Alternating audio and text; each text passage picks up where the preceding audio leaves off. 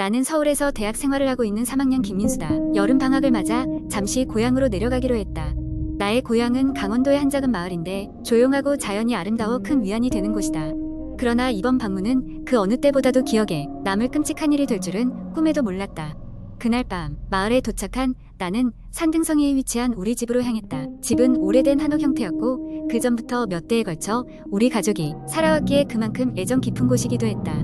할머니는 그런 우리 집을 늘 가리켜 숨쉬는 생명체 같다고 표현하셨다. 집은 외로워하지 않도록 늘 이야기를 해줘야 한다며 밤이면 가끔씩 집과 대화했다고 하셨다. 도착한 날 밤은 무척 더웠다. 밤바람이라도 맞을 겸 마당에 나와 하늘의 별을 바라보고 있는데 언젠가부터인가 싸늘한 느낌이 등 뒤로 스며들기 시작했다. 근처에 누군가가 있는 것 같았다. 돌아보니 아무도 없었다. 귀신이라도 보았는지 놀란 마음에 집으로 들어갔다. 그로부터 며칠간 별다른 일은 없었지만 기묘한 꿈을 꾸기 시작했다. 꿈에서 나는 항상 우리 집 마당에 서 있었고 누군가가 계속해서 나에게 다가오는 기분이 들었다.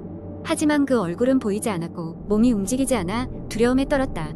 특히 어느 날 밤의 꿈은 유난히도 또렷했다. 마당 한가운데에 서 있는 나에게 한 여인이 다가왔다. 하얀 한복을 입고 있었고 얼굴은 마치 윤곽만 있는 듯 뿌옇게 보였다. 여인은 내 앞에 서서 입을 열었지만 무슨 말을 하고 있는지 전혀 들리지 않았다. 오히려 그녀가 입을 뗄 때마다 내 머릿속에는 날카로운 비명이 맴돌았다. 그 순간 눈에서 흐르는 눈물이 얼마나 차가웠는지 모른다. 비명을 지르고 꿈을 깨어보니 어느새 새벽이었다.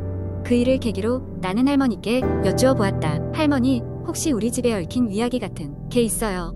할머니는 잠시 머뭇거리다가 조심스럽게 입을 열었다. 우리 집은 오래전부터 이 마을을 지키는 수호신과 같은 존재였단다. 외할머니의 외할머니 때부터 내려오는 이야기지만 집을 제대로 돌보지 않으면 그 수호신이 집주인들에게 경고를 준다고 하셨지. 근데 이상하다. 너가 그런 꿈을 꿨다니. 수호신이라니. 황당하기도 하고 무서운 마음에 그날 밤은 좀처럼 잠이 오지 않았다. 잠을 자지 못하고 뒤척이던 그때 창문을 누군가가 두드렸다. 바람일 거라 애써 무시하려 했지만 두드리는 소리는 점점 더 커졌다.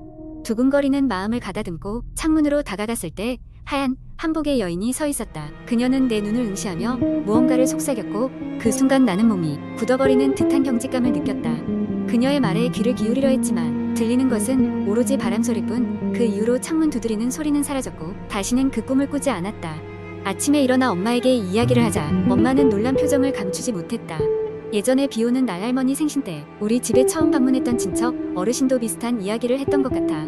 그때 나는 그저 기분 나쁠 뿐 아무런 생각도 하지 않았지만 그 일을 계기로 나는 우리 집을 더 자주 둘러보고 할머니가 하셨던 것처럼 집과 대화를 시도했다. 이상하게도 그 이후로 집은 훨씬 더 아늑하고 따뜻한 분위기를 풍겼다. 어쩌면 그 의문의 여인은 정말로 집을 지키는 존재였는지도 모른다. 그리고 그 여름밤의 공포는 우리 집에 대한 존경과 사랑을 더욱 깊게 만들었다. 집에 얽힌 오싹한 이야기는 그렇게 마무리되었지만 그 이후로도 가끔씩 집에서 이상한 낌새가 느껴질 때면 나는 조용히 복도 끝에서 누군가가 미소 짓고 있을 것만 같은 기분에 사로잡히곤 했다. 두 번째 이야기. 어느 작은 마을에는 오래된 저택 하나가 있었어요. 그 저택은 여러 해 동안 아무도 살지 않았고 귀신이 나오는 집이라는 소문이 돌았어요. 마을 사람들은 저택에 대한 이야기를 하며 종종 무서운 경험담을 나누었죠. 어떤 사람들은 밤중에 저택 근처를 지나가다가 창문 너머로 이상한 그림자가 움직이는 것을 보았다고 했고 또 어떤 사람은 저택에서 음악, 소리가 들렸다고 주장했어요. 하지만 아무도 그곳에 직접 들어가 보려는 사람은 없었습니다. 그런데 어느 날 도시에서 온 한 젊은 부부가 저택에 대해 흥미를 느끼게 되었어요. 그들은 도시에 살다가 조용한 시골 생활을 즐기고 싶어서 마침 싼 값에 나온 저택을 구입하게 되었어요. 마을 사람들은 그들에게 귀신이 나올지 모른다고 경고했지만 부부는 전혀 개의치 않고 이사를 하게 되었죠. 처음 며칠 동안은 아무런 일도 일어나지 않았습니다. 부부는 저택을 고치며 필요한 것들을 꾸미고 마을 사람들과 친해지기 시작했어요. 하지만 이상한 일은 잊을만 할 때쯤 서서히 시작되었어요. 밤이 되면 부부는 계속해서 의문의 발소리를 듣게 되었습니다. 발소리는 분명히 저택 안에서 나는 것 같았죠. 남편은 외부인 또는 동물일 것이라고 생각하며 집을 샅샅이 조사했지만 아무것도 발견하지 못했습니다. 어느 날 밤 여느 때처럼 부부는 침대에 누워 있었고 갑자기 침실 벽에서 마치 누군가 손톱으로 벽을 긁는 듯한 소리가 들리기 시작했습니다. 부부는 깜짝 놀라 몸을 일으켜 세웠고 그 소리는 점점 더 심해졌어요. 남편이 용기를 내어 불을 켜고 소리가 나는 벽 쪽으로 다가가 보았지만 역시 아무것도 없었습니다. 그 사건 이후로 부부는 밤마다 같은 소음에 시달리게 되었고 그들은 점점 더 불안해졌습니다. 부부는 결국 마을의 토박이이자 현지에서 존경받는 노인을 찾아가 이 이야기를 털어놓았어요. 노인은 심각한 표정으로 부부의 이야기를 들은 후 그 저택에는 과거의 비극이 얽혀 있다고 설명해 주었습니다. 수십 년 전 그 집에서 한 가족이 살고 있었는데 어느 날 큰 불이 나서 가족이 모두 목숨을 잃었다고 합니다. 그때부터 집에서는 이상한 일들이 종종 일어났다고 했어요. 부부는 이 이야기를 듣고 더욱 섬뜩해졌습니다. 그러나 포기하지 않고 저택의 역사를 좀 더 조사해보기로 했어요.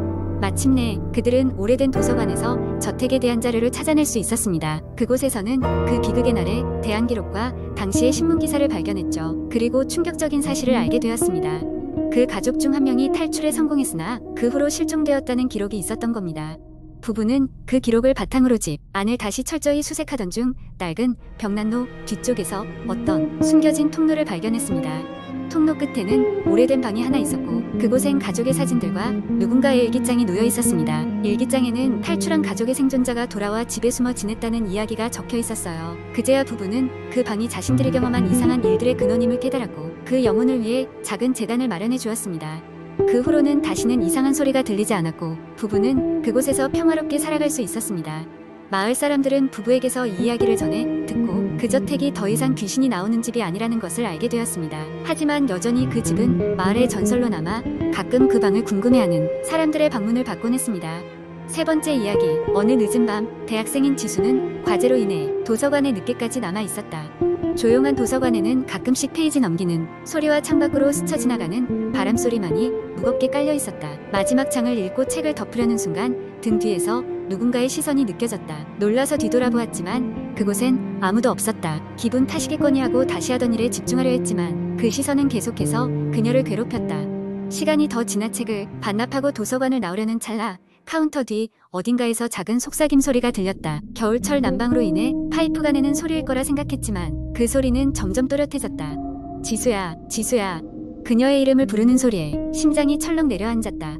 지수는 겁에 질려 도서관을 황급히 빠져나왔다. 학교 캠퍼스를 가로지르는 길은 어두웠고 불길한 기운이 감돌았다. 주변에 아무도 없었지만 뒤에서 발자국 소리가 따라오는 듯했다. 걸음을 빨리 해도 소리는 점점 가까워졌다. 두려움에 사로잡힌 그녀는 집으로 향하는 버스를 타기 위한 버스 정류장으로 달렸다. 다행히 버스는 곧 도착했고 힘겹게 올라타자마자 문이 닫혔다. 버스는 텅 비어 있었고 지수는 안도의 숨을 내쉬며 창가 자리에 앉았다. 그러나 이상한 기운은 여전히 사라지지 않았다. 창밖으로 스치는 그림자들이 자꾸만 사람의 형상처럼 보였고 그 그림자들은 마치 그녀를 잡기라도 하려는 듯 위협적으로 다가왔다. 버스가 어떤 이유에서인지 자꾸만 정류장이 아닌 곳에 멈추면서 그녀는 점점 불안해졌다. 이윽고 버스가 멈춘 곳은 낯선 곳이었다. 평소와 다른 루트에 의문을 품으며 운전사를 쳐다보니 뒷모습만 보이는 운전사는 아무 말도 없이 핸들만 잡고 있었다. 주변을 둘러보니 언제부턴가 사람의 형상을 한 새까만 그림자들이 발판에 매달려 창문을 두드리고 있었다. 공포에 질린 지수는 문을 열라고 소리쳤지만 운전사는 전혀 반응하지 않았다. 그 순간 몸이 움직이지 않으며 창문 너머로 그림자들이 점점 그녀를 향해 들어오는 게 보였다. 절체절명의 순간에 지수는 가방 안에서 휴대폰을 꺼내어 친구에게 전화를 걸었지만 신호음만 계속 이어질 뿐이었다. 겁에 질린 지수의 눈에서 눈물이 흐르기 시작했고 여전히 전화가 연결되지 않자 정신이 아득해질 무렵이었다. 갑자기 따르릉 하며 전화 벨소리가 울렸다. 이상하게도 그 소리는 지수의 손에서 나는 것이 아니었다. 핸들에 묵묵히 앉아있던 운전사가 전화기를 천천히 꺼내더니 지수를 돌아보며 음산한 미소를 지었다. 지수야, 기다렸어. 이제 내 차례야. 그 순간 그녀는 기겁하며 정신을 잃었고 눈을 떴을 때는 병원 침대 위였다. 의사는 교통사고로 머리를 다쳤지만 다행히 크게 다치지 않았다며 안심시켰다. 그러나 그녀의 기억 속에는 그 버스, 그 그림자들, 그리고 그 남자의 목소리가 여전히 생생했다. 지수는 그것이 단순한 환상이었길 바랐지만 주머니 속에서 나온 낯선 버스표가 그날의 모든 것을 증명하고 있는 듯했다. 휴학계를 내고 지수는 한동안 고향으로 내려가 모든 것에서 벗어나기로 했다. 하지만 그날 이후로도 밤이 되면 가끔 저 멀리서부터 자신의 이름을 부르는 속삭임이 들려오는 듯했다.